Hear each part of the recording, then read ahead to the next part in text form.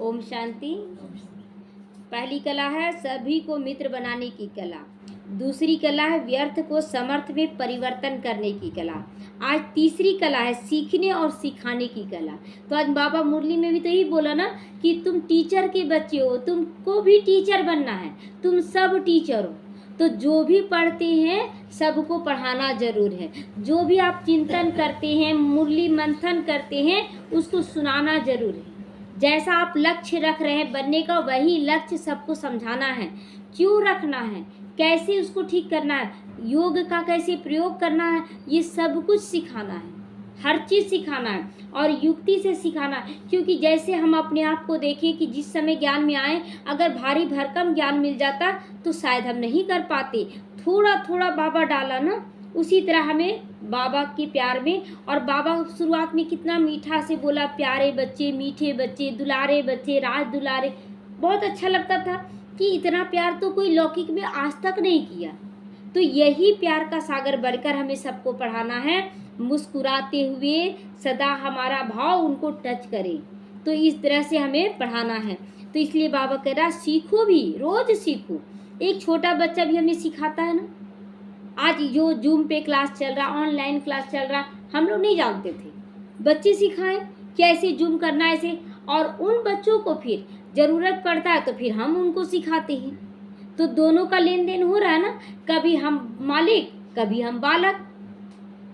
कल ही एक जो बेटी है ना, देखिए हर जगह ये कार्य बाबा का चल रहा कि कैसे लेकर चलना है। तो वहाँ भी हॉस्टल में संगठन है। अब संगठन में कुछ एक आत्मा उधर की आई, एक आत्मा, जाहिर सी बात है संस्कार अलग अलग होगा। अब ये पूजा कर रही है, जो कुछ बच्चे पूजा कर रहे हैं, भक्ति कर रहे हैं। अब एक लड़की बोल रही है ये पूजा पाठ तो बेकार का, तुम लोग ढकोसला कर रही है, ऐसे कर रही है।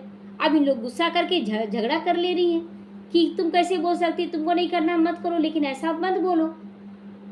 और सब डिस्टर्ब हो रही है। तो फिर उनको बोले, उन बेटी को समझाएं कि देखो बेटा, वो उसका विचार है ना कि पूजा करना सही नहीं, तो इसमें तुमको हर्ट क्यों फील हो रहा है। तुम बोल रही है कि पूजा करना, वो हर्ट फील करी, लेकिन अभी तुमको ज्ञान मिल रहा है ना, तो तुम ज्ञान के अनुसार उसको समझाओ कि ठीक है, उसका बात को इग्नोर करो। अगर उस कमज़ोर है, बातों में पकड़ ले रही है, तो उसको इग्नोर करो, उसको सकाश दो और सबको बोल दो कि उसकी बातों में मत उलझो। अगर हमको इच्छा है पूजा करने का, हम करेंगे, किसी में थोड़ी ताकत, हो बोलने दो। तो ताली दो हाथों से बजता ना, वो भी बोल रही है, तुम भी बोलेगी तो ताली बजेगा, यानी झगड़ा हो जाएगा। फिर तुम चुप रह जाओ। वो तुम्हारी मालिक तो नहीं है, मालिक तो नहीं है। अगर मालिक बना रही है तो तुम उसमें उलझ रही है, तो मालिक क्यों बनाना। तो इस तरह से फिर समझा, बोली अच्छा ठीक है अब शांत हो। तो सीखने और सिखाने की कला, एक समय उस बेटी से सीखे कि ये जूम कैसे चलाते, ऑनलाइन कैसे चलाते हैं, और अभी समय समय पर उसको भी सिखाते रहते संस्कार कैसे।